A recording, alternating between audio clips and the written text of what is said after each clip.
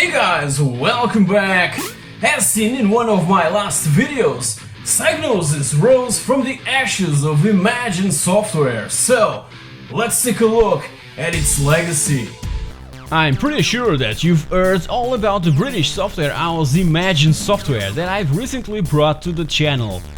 But if you haven't, please take a moment and watch firstly episode 79 by clicking on the rectangle shown on your screen. Before we begin, I have to try and clarify something. Psygnosis is the correct way to pronounce it. At least, that's the way it was said in their intros of certain games. Psygnosis presents David Lawson, founder of Imagine Software, and Ian Etherington, financial director, joined forces with Jonathan Ellis, and the trio founded Psygnosis. So, Psygnosis rose from the ashes of Imagine Software, and Cyclops was an obvious tribute to their roots. They've also kept their bond with record cover artist Roger Dean, who drawn both logos and was seen as the mind who revolutionized the music industry in the 70s and 80s with its amazing album covers for bands like Yes and Asia. For their logos, they were after something related with mind and knowledge, and also inspiration by the future of things to come. So Dean thought of an owl, a symbol of wisdom, and gave it this metallic futuristic look. Behold the mighty Psygnosis. As seen on PixelThing's episode mentioned before, Bratakas was the first title with the Psygnosis label, and was a game that was in development at Imagine Software when it all went down. It was originally being developed for the ZX Spectrum, and it would need a special memory add-on that would increase the production costs and consequently its final price. Now, as a 16-bit title, all that would change, but the crappy control system makes it almost unplayable. The only thing that really saves Bratakas is the awesome artwork by Roger Dean. Who else? From the beginning, Psygnosis' main focus was towards the most popular 16-bit machines in mid-80s, the Commodore Amiga and the Atari ST. Almost all other developers in town were still making games for the 8-bit systems that by then flooded the market mainly in the UK, so this was a huge advantage and the opportunity of a lifetime, cause many new Amiga and ST games coming out were just ports of 8-bit titles, inferior and really poor ones. So their future looked really bright, and after a couple of somewhat interesting titles, they've published Menace, a side-scrolling shooter from a brand new Scottish developer, DMA Design, the team behind Lemmings and known today as Rockstar North. Again, check my previous episode about the 25 years of Lemmings to know more about this amazing group of guys that really left a huge mark in video gaming history. So, David Jones was working on Capricorn 1, hugely inspired on Konami's arcade smash Salamander, and after being turned down by a handful of publishers, he approached Psygnosis, who promptly said yes, that they would publish it, but its name should be something more appealing than Capricorn 1. Menace was one of the first games released under the Cyclops logo, and the very first title from DMA Design that revealed quite successful. After Menace, other titles followed, but again, it was a DMA Design game that got all the attention in late 1989. This one was made using a gift from Psygnosis to David Jones after the success of Menace, a 25 MHz 386DX. Blood Money was another side-scrolling shooter inspired by yet another arcade hit by Irem, Mr. Ellie. and was highly praised by the press that stated that Blood Money was definitely one of the best games of its type on the Amiga to date. Also in 1989, Psygnosis gave to another developer the opportunity of a lifetime. Reflections, best known for the Shadow of the Beast franchise. But their first game was Ballistics, developed by Reflections co-founder Martin Edmondson, who took it to Psygnosis along with an early demo of the very first Shadow of the Beast. Needless to say that Psygnosis was extremely impressed by that demo and its amazing 12 levels of parallax scrolling never seen before. Ballistics, that was based on the Crossfire board game, sold well, and the 35-pound Shadow of the Beast was a huge success. You know why? Cause it included a Roger Dean t-shirt. Not one of his own shirts, okay? You know what I mean. This game was exactly what Amiga owners like myself wanted.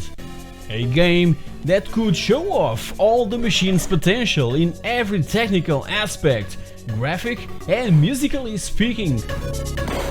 David Whittaker composed one of the most fondly remembered soundtracks from the 16-bit era. My friends that didn't own an Amiga would get really impressed by it and ran off to the next store to buy one. Kind of. Let's be honest, the game lacks content and depth. It was basically a really impressive tech demo, like the ones used to show off new TV displays on stores, you know? By the way, Reflections is known today as Ubisoft Reflections, co-developing future titles like Tom Clancy's The Division and Ghost Recon Wildlands, but with also other older franchises in their resume, like Destruction Derby and Driver. A year later, Shadow of the Beast 2 was released and it was an even bigger commercial success, grabbing scores of 80+ all over the press, except from the guys at Computer and Video Games magazine that gave it just 59%. Graphics and sounds were praised, but the most improved thing was its gameplay. The game appeared also bundled in the Screen Gems Amiga 500 pack that so many gamers got as a gift back in Christmas of 1990. But also in January of 1990, another video game developer got their chance in the hands of Psygnosis, Raising Hell Software. And the game that awakened Psygnosis' interest was The Killing Game Show. Martin Shutley, founder of Raising Hell Software and developer of The Killing Game Show, sent his demo to Psygnosis, who grabbed immediately this run-and-gun shooter in where we control a robot shooting everything that moves trying to reach the exit on this maze of platforms. Awesome gameplay and superb music. The game received 92% in Amiga format. The game was later re-released for the Sega Mega Drive Genesis under the name Fatal Rewind.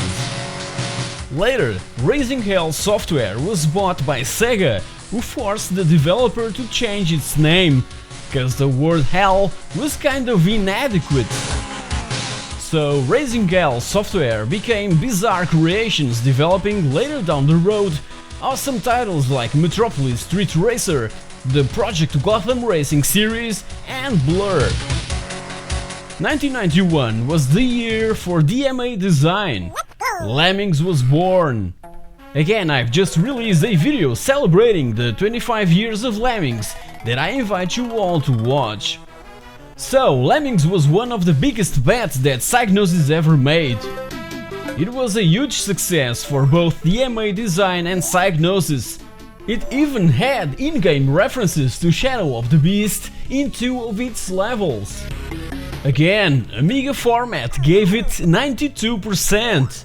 So, after the 20,000 copies sold of Menace and the 40,000 of Blood Money, Lemmings went completely off the chart and sold for the Amiga, and in its first day only, 55,000. Worldwide and on all platforms for which Lemmings was ported, it is estimated that it sold more than 15 million copies. In 1992, the shadow was cast upon the Beast once more, and Shadow of the Beast 3 was released. The game was highly influenced by the feedback from players of the first two games and received scores around the 90% mark, but failed to sell as well. I consider Beast 3 the most enjoyable one on the gameplay area, so it was the end of the road for the series. Until just recently, a PS4 remake was announced back in 2013, and I'm excited to know more about it. And also in 1992, one of the best looking and sounding games was released, Agony. Once again, Psygnosis saw its potential in an early prototype that Frank Sauer and Yves Grolet from Art and Magic showed off the record at the European Computer Trade Show in London. Psygnosis gave them all the freedom to finish their game, and you're probably thinking that the owl that we control in the game was somewhat an imposition from Psygnosis. You can't be more wrong! That was part of the developing team's initial design, cause they were looking for something different from everything else already seen. Psygnosis even provided more help to finish the game, so they hired the best musicians to create one of the greatest soundtracks ever made for a 16-bit system.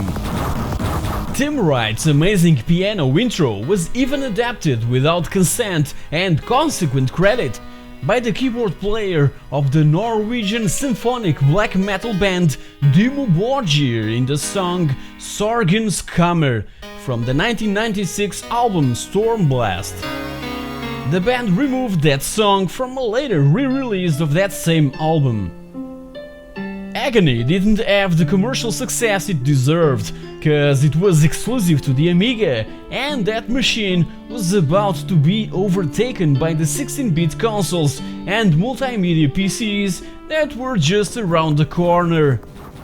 However, it is often remembered as a piece of art. Back in the Amiga and Atari ST days, there were a lot other titles that I could mention, but these were the ones that gave fame to that owl who offered the chance to a handful of developers responsible for so many awesome of today's IPs that are among the best that we can nowadays play and enjoy. As said in the beginning, Psygnosis was a symbol of the future, of things to come, so the CD era was upon us. In 1991, the Psygnosis Advanced Technology Group went on to explore the possibilities of the infamous full-motion video technology for their games, and their first attempt was with Microcosm, released in October of 1993 for the Japanese FM Town Smarty and Sega Mega CD, followed by the PCE 3DO and Amiga CD32. Back then, this was quite exciting. I was witnessing a complete revolution in video gaming and completely mesmerized with what the CD format was capable of deliver. Microcosm was huge in production costs, and the uncompressed intro alone achieved an astonishing number of 6.5 gigabytes of hard disk space. That was something really mind-blowing in 1993, and even Rick Wakeman from the band Yes was hired to provide original music for it. Despite all the astronomical numbers, the game is really bland with really poor gameplay. But let's be honest, the future of computer games is here, just like Amiga Format stated when they gave it 87% on their review. Psygnosis was, once again, taking over the reins of the evolution of video games. And that was when Sony Electronic Publishing Company acquired Psygnosis, opening all the doors and windows to a whole new world of possibilities and giving to Psygnosis the right tools for developing exciting new titles using CD technology that would be Sony's media of choice for the bright future that was just a couple of years away. the rise of the PlayStation. But this will be told on one of PixelThink's future episodes, so stay tuned! If you've enjoyed this video, please like, share, comment and subscribe to the PixelThing. More awesome stories will be featured. And if you're interested, check these and all my other videos that are already available on the channel, covering a lot other video game related stuff, from the Sinclair ZX Spectrum to the PlayStation 3 and Xbox 360. Thank you very much for watching, and I'll see you all next week.